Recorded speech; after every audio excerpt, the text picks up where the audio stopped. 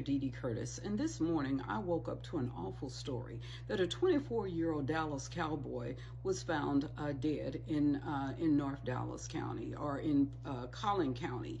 And so once I started researching, I wanted to find out what happened to the young man. His name was Marshawn Kneeland. And first, let me offer my condolences to his family, because the loss of anyone is so tragic, someone in your family, and especially someone so young. So I wanted to find out, of course, me being from Dallas and a Dallas Cowboy fan, I wanted to find out what happened. One thing that came out, I want you to listen to this. This is the story that the NFL released and information that they sent to ESPN. Listen to this. Everybody in the Dallas Cowboys organization, across the National Football League, a young man at the age of 24, it is hard to imagine that something like this could happen, but yet it did. And they played on Monday night, and he scored a touchdown. And here he is in a car chase, according to police, a few days later, as the Dallas Cowboys are on their bye weekend.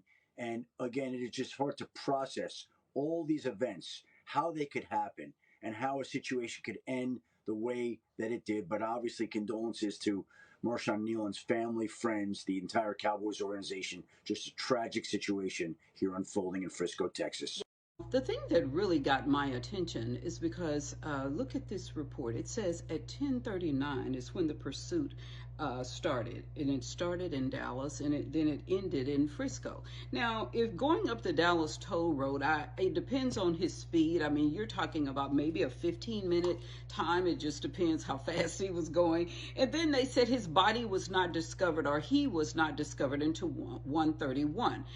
I'm asking this question. I did a professional study, and it was on the police response to people with mental illness, if they were effectively diverted to mental health professionals, or were they still with law enforcement. This looks like a typical case, a case that maybe could have ended differently if between that time, we're talking a 3-hour period, if the Dallas dispatch involved someone in mental health. I am not saying that they did not, because this is still early in the investigation, and you know, especially since he was a Dallas Cowboy, it's kind of hard to get information, and I am not in any way accusing law enforcement of doing something that they were not supposed to do, or even our dispatch, because maybe they did. But in the study that I did a few years ago, and that's exactly what it talked about, when you have someone that has a clear history of any type of mental illness, and when I say mental illness, people always think that people are talking about something